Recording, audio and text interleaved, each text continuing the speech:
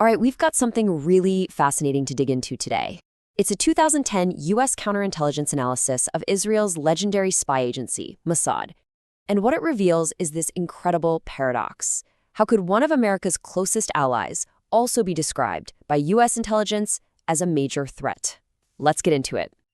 So, the document kicks things off with Mossad's official motto: just let this sink in. By way of deception, thou shalt do war. I mean, that's not exactly subtle, is it? It's a mission statement that tells you everything you need to know about the kind of uncompromising mindset we're about to explore. But before we get to all the accusations, the analysis does something really important. It first builds up just how formidable Mossad really is. See, to understand why the U.S. might see it as a threat, you first have to understand why it's so deeply, deeply respected.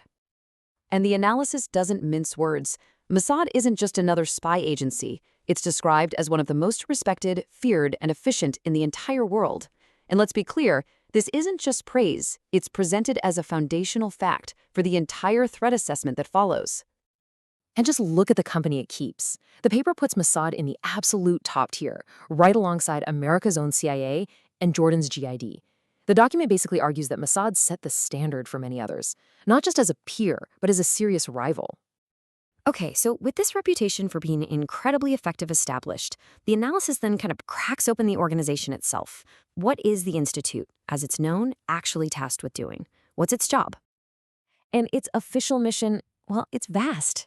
The analysis lays out this huge range of duties: covert intelligence gathering, stopping countries from getting nuclear weapons, preventing terror attacks, secret diplomacy, even planning special ops thousands of miles from home. The scope is just enormous. Now, the engine room for this whole global operation, that's the collections department. It's described as the biggest branch, the one running espionage operations all over the world, with officers working under both official diplomatic cover and, completely unofficial cover. Then you've got the real sharp end of the spear, the Special Operations Division, also known as Mossad. This is the unit that the analysis says handles the most high-stakes, sensitive projects. We're talking assassinations, sabotage, and psychological warfare. Of course, all that raw intel has to be analyzed, and that's the job of the research department. It's the agency's brain. But here's the detail in the document that really makes you sit up.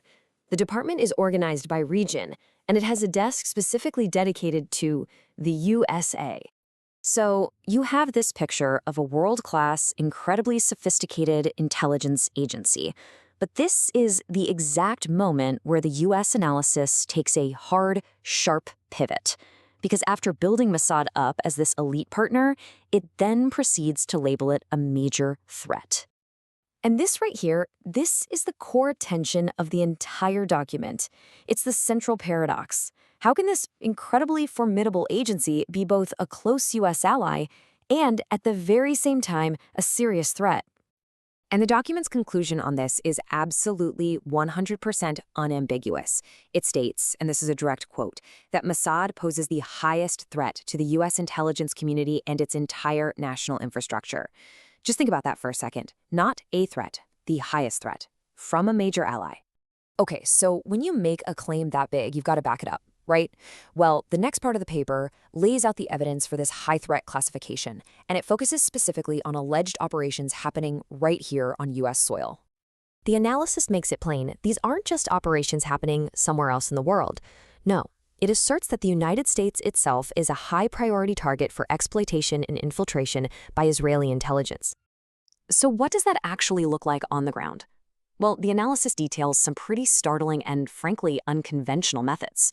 We're talking about young Israeli art students who just happen to show up at the homes of federal employees, seemingly to case their neighborhoods. Or operatives working out of shopping mall kiosks to get close to U.S. military personnel, and even concerted efforts to get inside private American defense contractors. The document even tries to put a number on the scale of all this activity. It claims that in the period right after 9/11, somewhere between 90 and 100 Israeli citizens were arrested in the U.S., who were alleged to be Mossad agents conducting these kinds of covert operations. Then the analysis points to an even more audacious tactic, and it cites a former CIA officer named Philip Giraldi.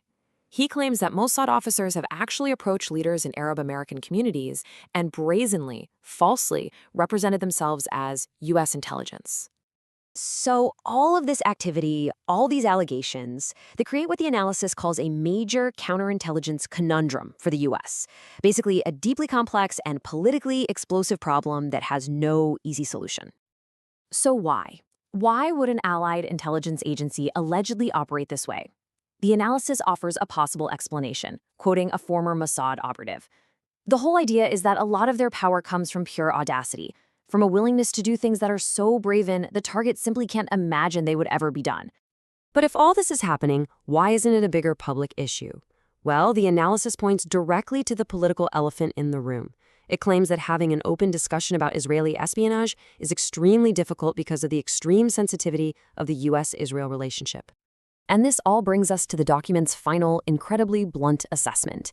This is the bottom line, summarizing the perspective from inside the U.S. counterintelligence world at the time. Scratch a counterintelligence officer in the U.S. government and they'll tell you that Israel is not a friend to the United States. Just a really stark conclusion to a very complex analysis. And that really is the central, unsettling question this 2010 analysis leaves hanging in the air. It doesn't offer any easy answers. It just presents the raw intelligence, forcing us all to consider a deeply uncomfortable reality. What does it mean when one of your closest friends might also be one of your biggest threats?